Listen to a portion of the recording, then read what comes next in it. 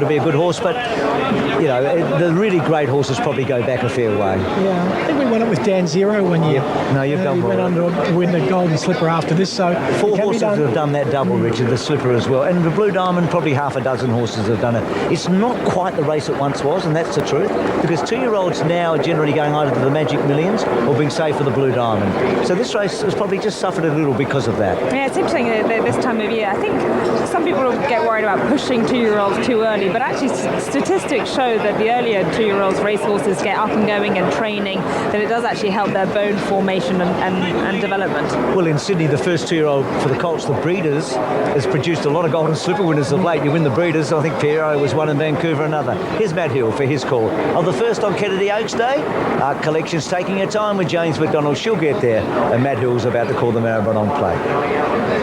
On the Kyneton Cup yesterday, aboard another Coldy, Art Collection goes in, and the field is locked away for the Maribyrnong plate. 1,000 metres, set to go.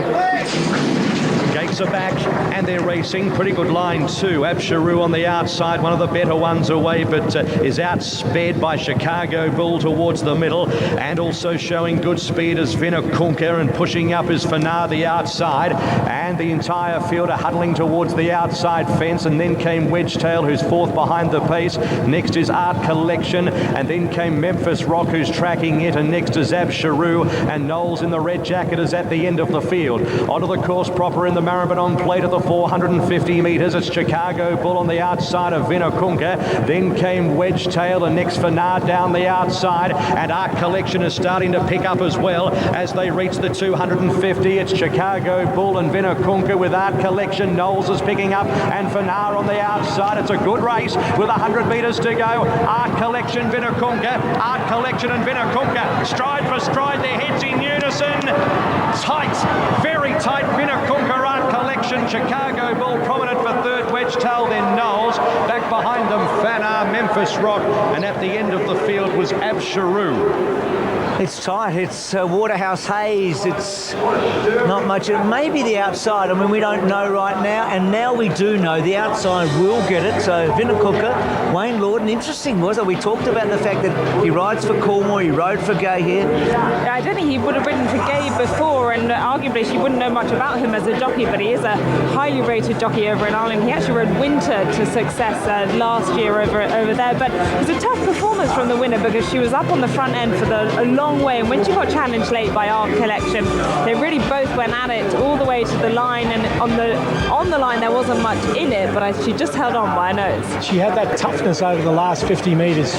She was tired, the other horse was tired, but she just managed to stick on, grip on bravely there.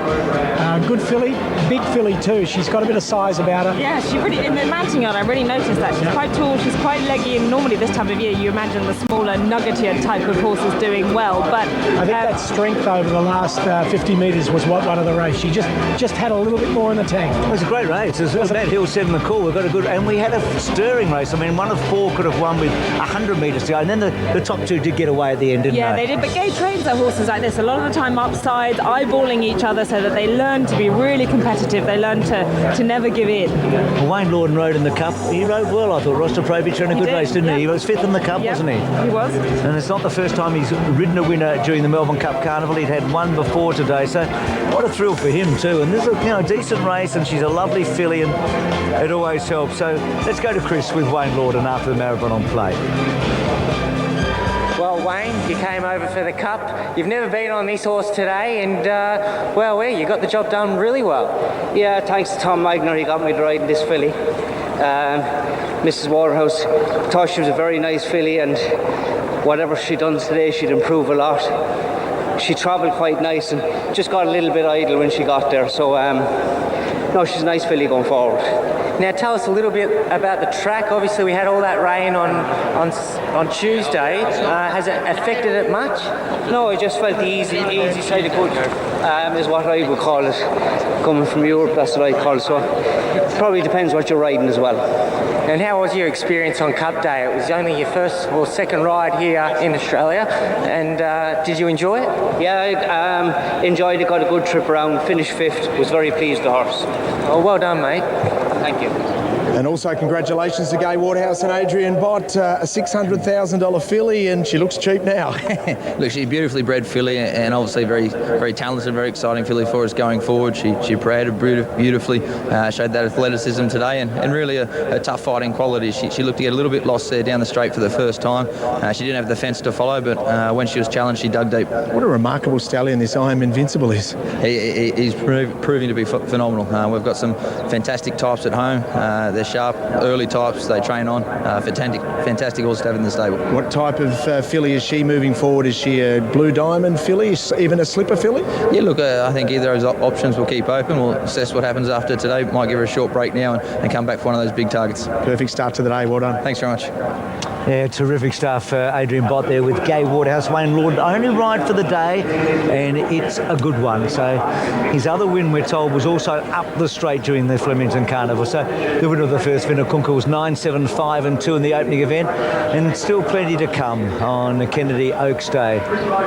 It's a great day of racing, and we're going to take you behind the scenes with Chris Simons. He's on the set of Ride Like a Girl. We check in with Oaks Day fashions on the field, and we meet a lady eyeing off a potential life-changing win in today's feature, the Kennedy Oaks.